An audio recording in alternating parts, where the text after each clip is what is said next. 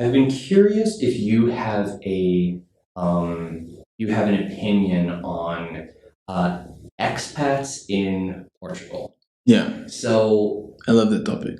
this is very interesting because one of the big reasons we're here is my wife's business partner married a guy from Spain, and they moved to Portugal in September, like 3 or 4 weeks ago, and they're trying to rent an apartment and everything.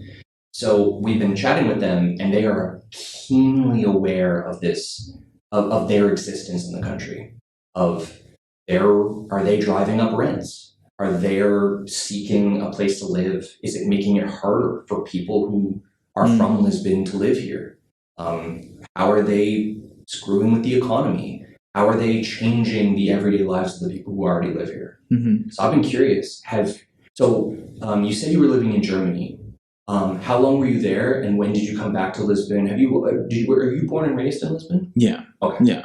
And it's a fascinating topic. I love this topic. I so left in 2015 to go to Germany, and then returned 1 year ago. Okay. Precisely. Okay. Like, it was roughly precisely 1 year ago. So for 6 years I was in Germany, and so much has changed in Portugal and in Lisbon specifically.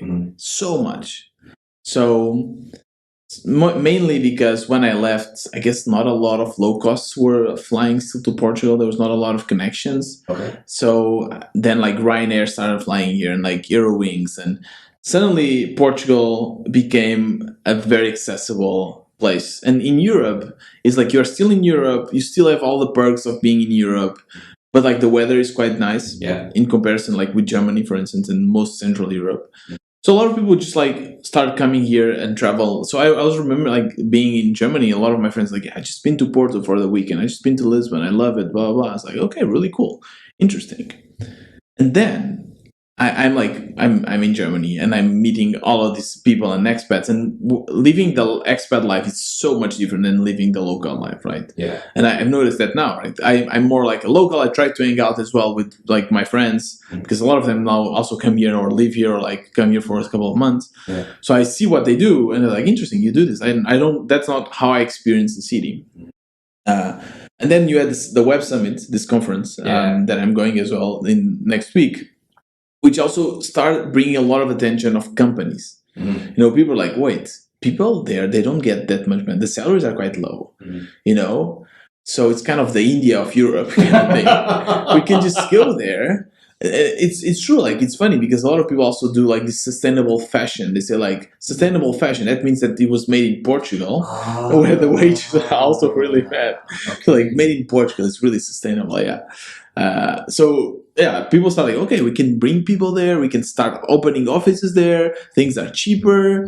And then at the same time, our government started to bring a lot of perks to digital nomads, and like you have less taxes and everything.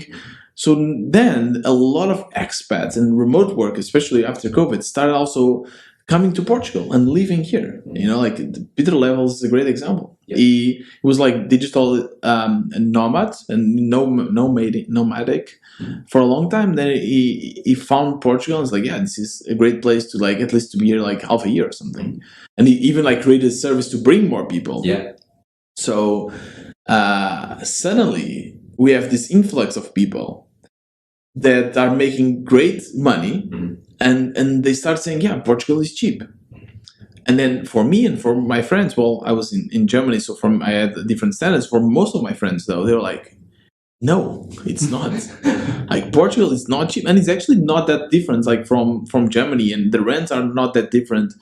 But of course, if you have a salary from Germany or salary from Canada or salary from America, US or something, yeah, it's quite cheap.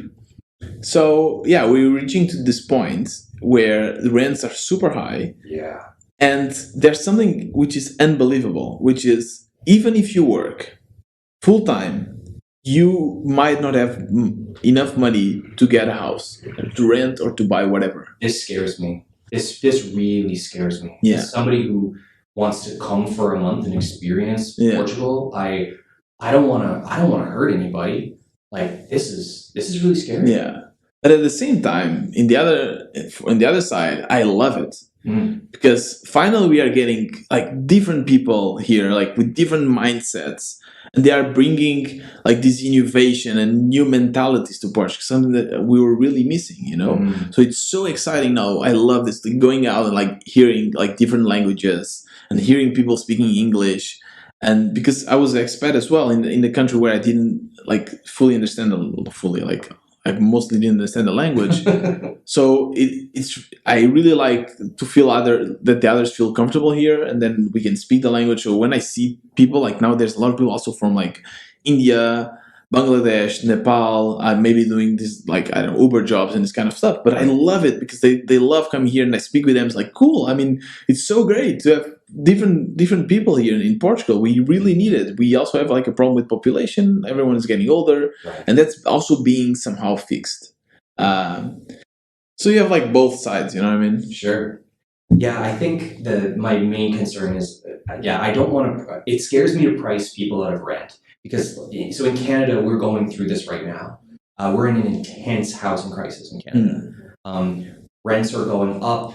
I mean, you know, forget buying. Like, that's just like totally off the table. Like, I was a developer making fantastic money, and I look at the mortgage you can get, and it's terrifying. Like, who wants to spend $1 million on a home with oh God, it just doesn't make sense. So I look at our housing situation, and I do not want to inflict that on anyone else. But I see what you mean. Of, you know, there is no panacea for anything. Everything has trade-offs. Yeah, I don't think it's a problem that the expats should worry about, though. I think it should be like probably the government. I don't know. There should be a solution for that, but I don't think it should be an expat problem, right? I mean, for you, if you could pay cheaper for rent, you do it, right? Like, it just like, the thing is, like, the market just evolves to that and say, like, okay, people are willing to pay more, let's get it. And now we are in this situation where everyone wants to rent. It's really shitty because, like, unless you have a partner to share your house with, mostly in Portugal, you cannot get a house. So a lot of people in their 30s are living with their parents, you know, which makes no sense. You know, you need to get your space. You need to do all of that.